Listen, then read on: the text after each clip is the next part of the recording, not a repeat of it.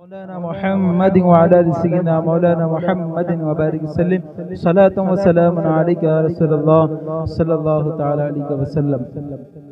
احمد رضا کا تازہ گلستان ہے آج بھی، احمد رضا کا تازہ گلستان ہے آج بھی، خورشید علم ان کا درخشاں ہے آج بھی، خدمت قرآن پاک کی وہ لاجواب کی، خدمت قرآن پاک کی وہ لاجواب کی، راضی رضا سے صاحب قرآن ہے آج بھی، سب ان سے جلنے والوں کے گل ہو گئے چراغ، سب ان سے جلنے والوں کے گل ہو گئے چراغ، احمد رضا کی شمع فروزاں ہے آج بھی۔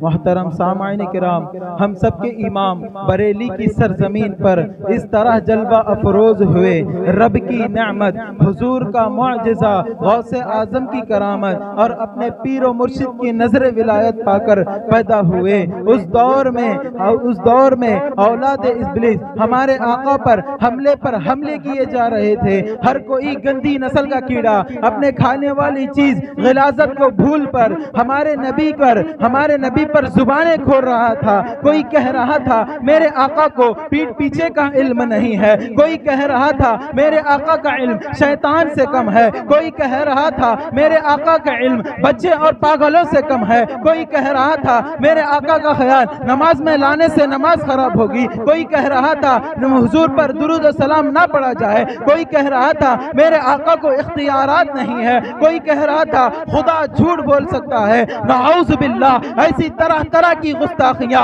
اعلیٰ حضرت کے زمانے میں ہوتی رہی۔ اب ان کا جواب دینے کے لیے کوئی تو چاہیے، ان کی زبانوں کو بند کرنے کے لیے کوئی تو چاہیے، ان گستاخوں کے منہ کو سینے کے لیے کوئی تو چاہیے، ان گستاخوں کے قلموں کو توڑنے کے لیے کوئی تو چاہیے، ہم سب کی آبرو کو باقی رکھنے کے لیے کوئی تو چاہیے، عشق مصطفیٰ کا جام پلانے کے لیے کوئی تو چاہیے۔ سب نے سوچا 1400 سال پہلے بھی حضور پر اعتراض ہوتے رہے، آخرکار وہ کون تھا جو حضور کی 1400 سال پہلے بھی حضور کی ناموس کی حفاظت فرمائی، حضور کی شان بیان فرمائی؟ کون ہے وہ جو حضور کی عزت کو اپنی ذمہ داری سمجھ کر حضور کی عظمتوں کا چرچا صرف ماضی ہی میں نہیں، حال ہی میں نہیں، بلکہ صبح قیامت تک کے آنے والی ساری نسلوں کو بتا دیا کہ حضور کی شان یہ ہے، حضور کا مقام و مرتبہ یہ ہے؟ وہ رب تعالی ہے جو قرآن کے ذریعے نبی کی ناموس کی حفاظت فرما رہا ہے۔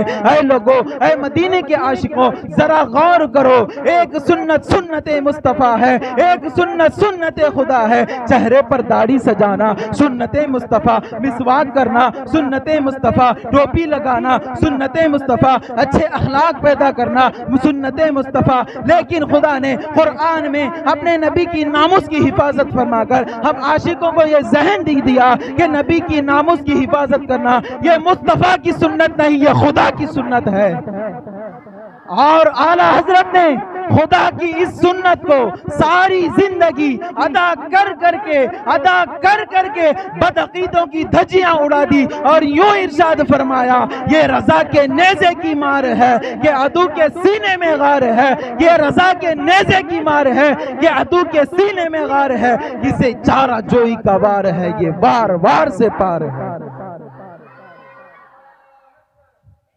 سبحان اللہ۔ محترم سامعین کرام، 150 سال کے اندر اتنی بڑی علمی شخصیت ہمیں کہاں سے ملے گی جس کے علم کا سمندر صرف بریلی ہی میں نہیں بلکہ دنیا کے ہر خطے میں نظر آ رہا ہے۔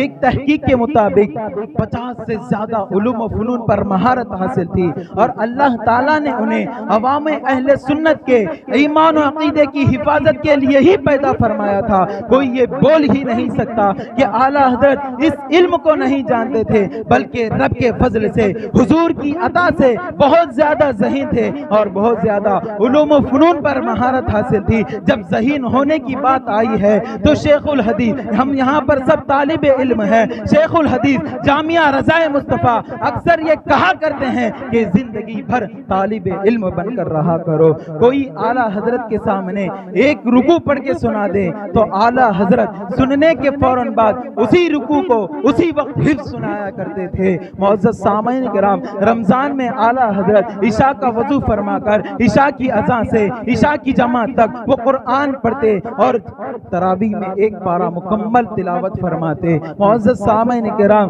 عشاء کا وضو فرما کر عشاء کی جماعت تک جتنی تلاوت ہوتی اتنی تراویح میں سنا دیتے۔ اسی طرح 30 تراویح پڑھا کر 30 پاروں کے حافظ بن گئے۔ یہ بات زیادہ مشہور ہے کہ اعلیٰ حضرت نے ایک ماہ میں مکمل قرآن مجید حفظ کر لیا۔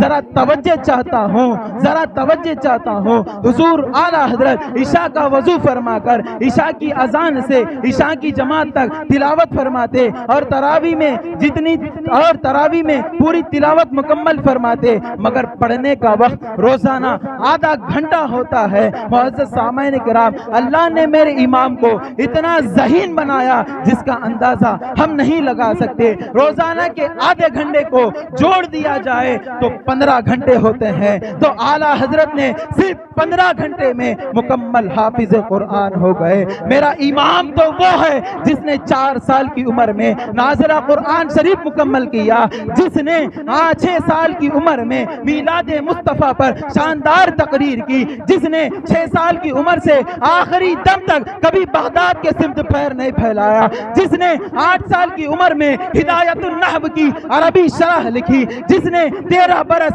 10 ماہ 5 دن کی عمر میں ایک مفتی اور ایک مستند عالم اور مفتی کی حیثیت سے پہلا فتویٰ دیا۔ اس بات کو میں کیا کہوں حضور، اس بات کو میں کیا کہوں، خدا کی قدرت کہوں یا حضور کا معجزہ کہوں یا اعلیٰ حضرت کی کرامت کہوں؟ اب تو بس یہی کہنا ہے، اہل سنن کی شاہی تم کو رضا مسلم، ہر علم فن کی شاہی تم کو رضا مسلم، فکر و نظر کی شاہی تم کو رضا مسلم، ملک سخن کی شاہی تم کو رضا مسلم، جس سمت آ گئے ہو سکے بٹھا دیے ہیں۔